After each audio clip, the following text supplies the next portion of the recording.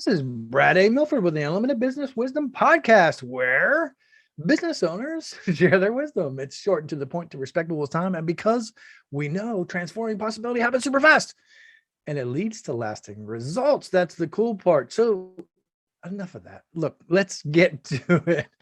Daryl, in a few sentences, tell me who you are, like I just did, and what you do. Absolutely. Thanks, Brad, for having me on. So I am the Chief Operating Officer of a marketing agency called Disruptive Advertising, headquartered just south of Salt Lake City, Utah here. And we are a performance marketing agency that helps other companies who lack the expertise or the bandwidth to run marketing themselves in-house. And we fill in some of those gaps for them as needed. I love that. And what stands out to me about that very clear message is performance marketing. So it's not just any random marketing, it's performance-based marketing, right? Yes, sir. Yep. Yeah. To delineate from, some of the other avenues of marketing, we're not a branding agency. We aren't going to build you a website. We're also not gonna set up a billboard buy or a radio buy for you. We're a performance marketing agency running digital ads for our clients primarily, and a few supporting services to support those ad campaigns to drive those direct response results that so many companies are after these days.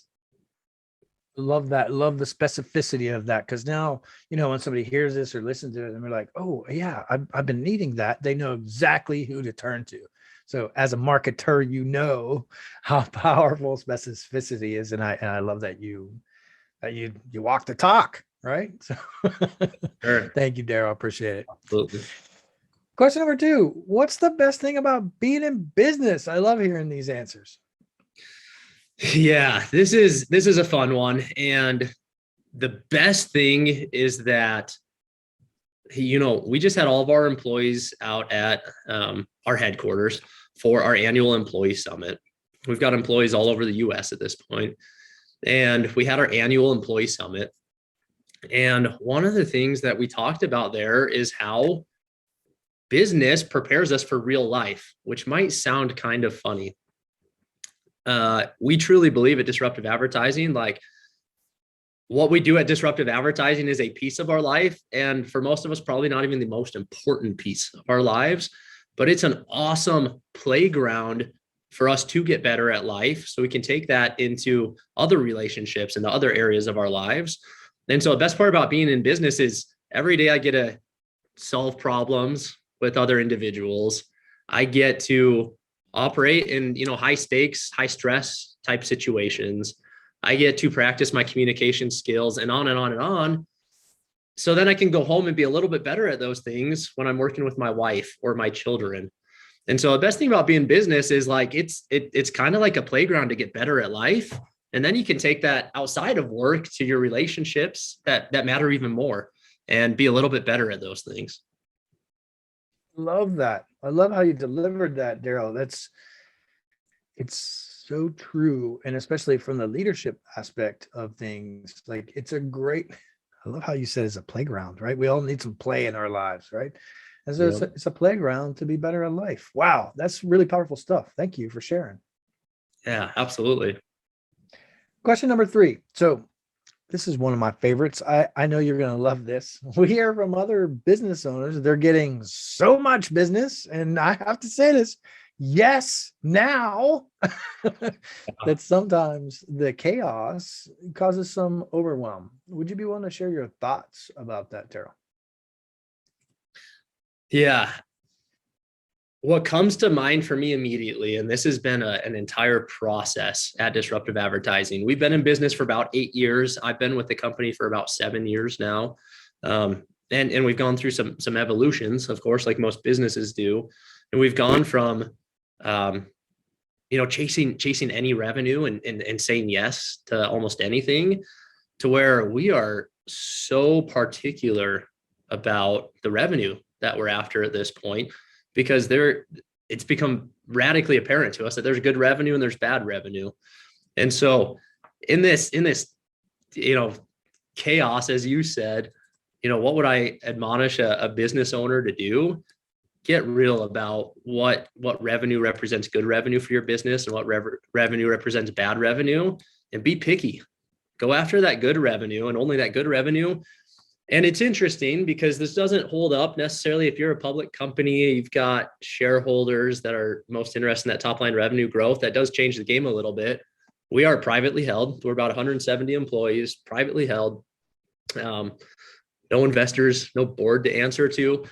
So we get to choose, right? Not every business owner is in that position that has that luxury, but man, I would just say get real about good revenue versus bad revenue. And even if it doesn't present as much top line revenue growth, the return on energy that you're going to experience when focusing on that good revenue and really long-term retention, repeat rates, those sorts of things will deliver more revenue in the long run. So focus on the good revenue, let the bad revenue go, and it's going to feel a lot less chaotic. So powerful. Again, I love how you delivered that. That's something similar once, but it's the way you deliver is totally different. And I love that you dive into this. This is like, we could talk about the marketing aspect of it, is like your ideal clients. A lot of people talk about those and that kind of thing, but good revenue, good profits, bad revenue, bad profits, right? Like, how are we pausing to look at those? Are we tracking that? Is retention rates, all of that? It all ties to long-term sustainable growth. Well delivered. I obviously love what you delivered. Thank you. Appreciate it. Yeah. Definitely will help the overwhelm, right? So be particular. Absolutely. All right, take us over. If you're feeling overwhelmed in business, just look for some bad revenue that you can get rid of, and it's going to feel a lot less chaotic. Amen. Love it. Question number 4, Daryl. This is fun. What other successful business owners, like yourself, of course, or COOs, should be on the Unlimited Wisdom podcast? Yeah. Yeah. Let's see. So I've got a buddy down in Dallas. His name's 𝐋𝐞𝐚𝐝, and super successful gentleman. What he's currently working on is a social media marketing app called Multibrain that helps individuals, small business owners, influencers, the sort, really expand their presence and level up their game on their social media. So absolutely think you should be chatting with Scott over at Multibrain. Got a buddy here in Utah, actually, named Van Oaks. And he runs a company called Tuffering, which sells the coolest, the most durable, the toughest silicone rings that you can get out there. And they've done some awesome things from a marketing standpoint that I think are really exciting. So Van Oaks is another great one at Tufferings. Love those. 2 very different businesses. Yep. Great examples of each and what they do. So thank you. I appreciate that. I look forward to connecting with them. That's great stuff. Yeah. All right, let's get to some wisdom, Daryl, right? So what piece of wisdom you've been with? You have lots of experience, but 7 years alone with the company that you're with now. What piece of wisdom would you give with other business owners? Yeah. Excited to answer this one. This kind of goes along with the good revenue, bad revenue comment just a minute ago. But what I would, the wisdom that I would impart is companies need to be focused on lifetime value.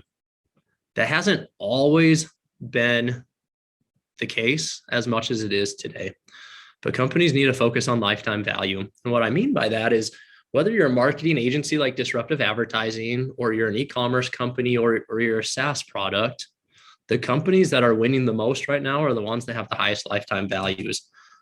Almost without fail, you're going to see the companies that are winning the most are the ones that are delivering the highest lifetime values. Lifetime value, for those that aren't familiar with that term, is simply how much a customer is going to be worth to your business over a lifetime, right? So not just an initial purchase value, not just a first month's contract value, but over a lifetime, what's that customer going to be worth? And it's so simple, but the companies with the highest lifetime value are the ones that can invest the most in marketing. So they walk away with the most clients at the end of the day. The companies with the highest lifetime value are the ones that can invest the most in further developing their product, again, resulting in more clients and even better retention, higher lifetime values. And so the companies that miss this piece, I love to share this example. When I was 16 years old, I was an assistant manager at a Domino's Pizza in my local hometown.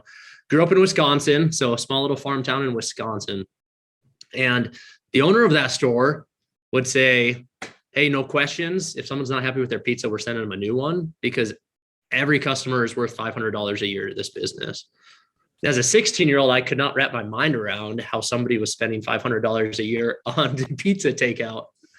And it's not that hard. Once you have a family and you realize how much it costs to feed a family, it's not that hard to see that now. But at the time, I had a hard time. And as a young manager, when somebody complained that we made their pizza wrong, that I took it personally, and I didn't want to send them a free pizza because I knew I made that pizza right, and so on. But that was a good lesson in lifetime value, which is we're going to make it right to the customer no matter what, because their lifetime value is so high. It's not just a $16 pizza. It's $500 over the course of the year that's at stake here. We're going to take care of it, and we're going to make it right no matter what. And that was my first lesson in lifetime value without realizing it. So now years down the road, right, we take a very similar approach at Disruptive Advertising. We are very focused on not only delivering the product that it takes for a customer to be around long-term, but also being real about which customers are going to benefit the most from what we're able to deliver. And those are the ones that we go after. So at the end of the day, when we retain clients year after year after year, it puts us in a position to invest heavily to go out there and find more of those right clients. And it's kind of a perpetual cycle, but business owners, marketers, we need to be focused on what drives the highest lifetime value. And that is true across business models. It's true for an e-commerce business. Don't think of a customer as one and done. It's hard to drive a customer acquisition cost that allows you to sell one product to a customer at a profitable rate. How do you keep them coming back for more? How do you continue to deliver products that are going to make their life better? I love this. And what I really love about is that you made something that can be complicated for someone who's not familiar or hasn't tracked lifetime value for a long time. Really simple. I love your analogy of the pizza, like $500. How does that work? But it's a simple and a brilliant analogy. I know some of my exposure. I worked for the largest retailer in the world, like Amazon, right? And they are obsessed with this is their terminology, right? Like they're obsessed with their customers. And it is the notion. I mean, when they break it down, they know exactly, and I'm not going to share that, but just exactly in the way you did, they know exactly what their average customer lifetime value is. So when there's an issue, they want to solve it because the obsession they have with their customers and keeping those has driven, we know how large they are, right? Has driven growth. So I love that you used a simple example that's just everybody can relate to. Daryl, if somebody's looking at, I mean, what suggestion would you, here's what I find. I'm coming up with a question, I promise. What I see, and I'm sure you've been exposed to this on many levels, what I think blocks a lot of entrepreneurs and business owners is they think, okay, I got to track lifetime value. That can be a complicated thing at first if they haven't done it before. What kind of suggestions or what advice would you give them if they haven't done it yet and they want to just start? How could they get started doing that? Do you have a suggestion or recommendation? Two things come to mind for me right away. First one is, I care less that you're tracking it than that you're focused and obsessed with it, right? Maybe you don't know what that number is, and that's okay, but do the things that are going to drive that number up. Be obsessed with the customer, be obsessed with creating an experience for the customer that's going to keep them around long-term. Just be doing the things that are going to improve your lifetime value, whether you know what that number is or not. Second thing is, back the napkin math, I actually find goes a long way. And as a business owner, you probably have enough data points, whether hard data or anecdotal, to pencil out what that might look like for you. It can be hard. There's plenty of business models. Disruptive's one of them. When our lifetime with a customer is multiple years, I mean, we could just wait around year after year after year to actually have a hard measurement on that, or we can start to extrapolate a little bit. Go ahead and run that back the napkin math. You probably aren't going to be too far off, and that the actual number isn't what matters the most, but it's that you're focused on the things that are going to drive that number up. I love it. It's not about perfection. Just get started today. So powerful, Daryl. I appreciate that. In a minute here, we're going to shift gears and we're going to talk about some less business and more fun. But I have another question. So one of the things, again, 7 years in marketing, just with this company, the biggest things that business owners struggle with is team building. You have an amazing team, a fairly large one. What kind of advice or suggestions would you give, just off the cuff, based on your experience, on how, if entrepreneur hasn't built a huge team like yours yet, what kind of steps can they take in terms of teamwork, or how to build their team? Any thoughts? Yeah, I think one of the most important things to building a strong team is it's kind of like good revenue and bad revenue. Like be really careful and really picky with who you add to that team in the first place, right? Be really clear about what is most important. What are the values of your company? What do you stand for? And make sure that people check all those boxes before you bring them onto the team. Disruptive, we are very focused on our core values. We have 4 of them. We talk about them. They're used in every conversation at Disruptive. They're brought up in every interview. And we're just as much interviewing those individuals to see if their core values fit as we are to understand if expertise-wise, competence-wise, they fit the job description. And so I would say it starts with who you add to the team. Make sure you're adding people that are a good values fit, whether you've got penciled down core values or not. Think about what do you and what does your company stand for, and only let people onto the team that stand for those same things. And then from there, continue to talk about those things, make them part of your DNA, make them part of your culture. One of our 4 core values is we care about the individual. As we grow and we become this large inanimate company with 170 employees, what's important to us is that every team member understands that we care about them, and we're all focused on caring for one another. It's about more than just this larger thing. So one of our core values, we care about the individual. You are not joining the company unless we truly feel like you're somebody that can stand for that, right? And so that's one example. Be very picky about who you add to the team and make sure that they know what you and your company stand for, and they stand for those same things. Love it. Absolutely love it. I know you weren't prepped for that question, but standards, man, standards matter, don't they, Daryl? I love it. I love how you tied into that. What's really powerful for that, about what you shared for me, is the fact that you said you don't just have the values, you actually use those in conversations. That's how you build a really strong culture. So thank you for sharing that. I hope anybody listening or watching, actually that resonated with you and actually heard that. Use those values. It's one thing to have them. It's another thing to use them. It makes your culture a lot more sustainable. Daryl, I appreciate that. All right, one more question we're going to play, and then we're going to shift gears. You ready? Let's do it. Okay. So people can look you up on social media and they can get on the website and all that kind of stuff. What's one thing, Daryl, that they won't find if on the social media and on the website when they do their due diligence? Come on. Yeah, this is an easy one for me because I'm terrible on social media. What you won't find is I'm a passionate father. I love being a father. I've got 3 little ones at home, ranging from 5 months old up to 6 years old. And one of my absolute favorite things is, it started out as once a week that we would do this. It's actually become far more frequent. My 2 oldest, 6-year-old and 4-year-old, are both girls, but they love wrestle night. So we have WrestleMania in our house.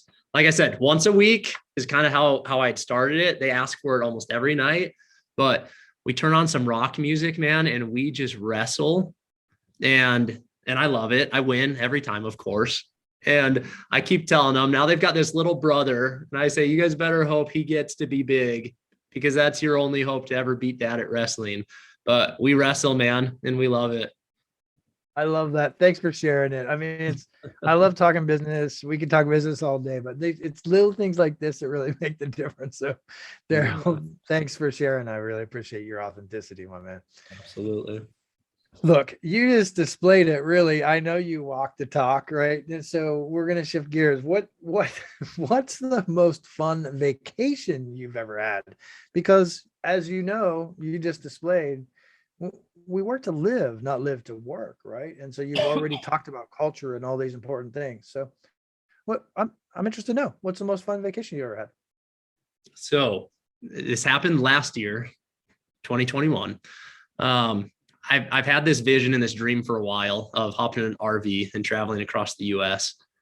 My wife has never been on board, but we've ended up canceling enough trips due to our current environment with COVID and whatnot, that she finally said, buy the dang RV and let's do this. So last year, we spent 3 months traveling the US in our RV. My wife was 5 months pregnant at the time, had my 5-year-old and 3-year-old at the time. And yeah, we packed up, we hopped in the RV and we spent 3 months on the road traveling all across the US. And man, it was life-changing. I was still working on the road. I was still putting in 4 days a week and then taking 3-day weekends. And we hit a new city every week for 3 months. So we weren't staying places super long. We were seeing as much as we could in that short time frame and then on to the next one. So we covered a lot of ground. My girls loved it. My wife ended up loving it. So we're actually going to be doing the same thing again this next summer.